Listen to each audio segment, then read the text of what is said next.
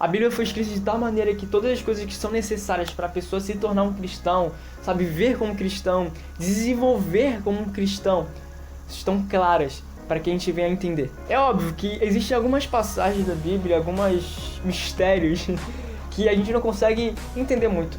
A palavra de Deus é digna de confiança, mesmo que a gente não venha a entender algumas coisas, ela consegue transformar os inexperientes em sábios. A palavra é tão simples, saca? Que qualquer pessoa com falta de discernimento consegue entender. Cara, é maravilhoso isso. Qualquer pessoa pode buscar a Deus. Basta querer.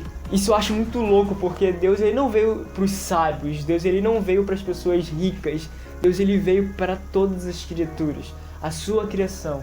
Deus se mostrou para a sua criação. Mas não vai achando que para entender a Bíblia é só você abrir ela e tentar entender com o intelecto humano. Não vai conseguir. Para a gente compreender a palavra, a gente tem que ter maturidade espiritual, porque é só a partir dessa maturidade, esse desenvolvimento no secreto, de intimidade profunda com Deus, que Deus vai falar com a gente o que está escrito nessas escrituras, para que a gente venha viver o verdadeiro evangelho a partir do nosso secreto, a partir da nossa intimidade intensa com Deus. Mas isso não significa que todas as pessoas que estão erradas em algumas coisas é devido à falta de maturidade espiritual. Por exemplo, muitas vezes os discípulos não entendiam o que Jesus estava falando. Normalmente é porque eles tinham um coração endurecido, ou porque eles precisavam esperar um pouquinho mais para que eles viessem a entender. Às vezes a gente não consegue entender a Bíblia por causa das nossas falhas. Mesmo assim, devemos lê-la em oração, para que o Senhor nos revele a verdade através das Escrituras. Jesus disse em Mateus 4,4: nem só de pão viverá o homem, mas de toda palavra que procede da boca de Deus. Assim como a nossa vida precisa daquela carninha, sabe, aquele churrasquinho, precisa de alimento, precisa de comida, entendeu? A boca foi feita para comer, entendeu? A vida espiritual é sustentada, mano, é mantida, permanecida na palavra de Deus. Alimentada na palavra de Deus, mano. Então, se a gente recusar a ler a Bíblia, se a gente recusar a ler a palavra de Deus, isso vai resultar em fome espiritual, em frieza espiritual, em morte espiritual. Você já viu uma pessoa que morre de fome? Então, se a gente permanecer em não ler a Bíblia, vamos morrer aos pouquinhos, até que a gente morre de verdade.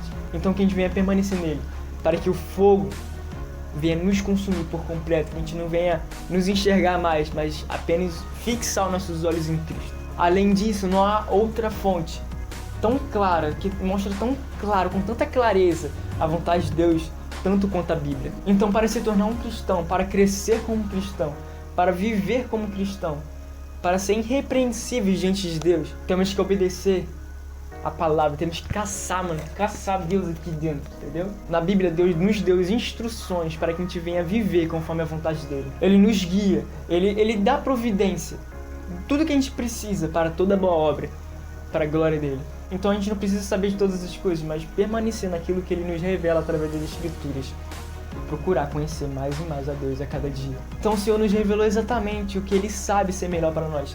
Então não precisamos ficar angustiados em querer saber de tudo, mas apenas confiar que Ele é Rei dos Reis e cuida de nós. E procurar Deus aqui nessa palavra. Assim como a gente vai pro rodízio como que nem louco, temos que comer a Bíblia que nem louco, mano. Então vamos procurar realmente ler. Não só ler por ler, mas caçar Deus nessa palavra, experimentar Deus nessa palavra, sabe?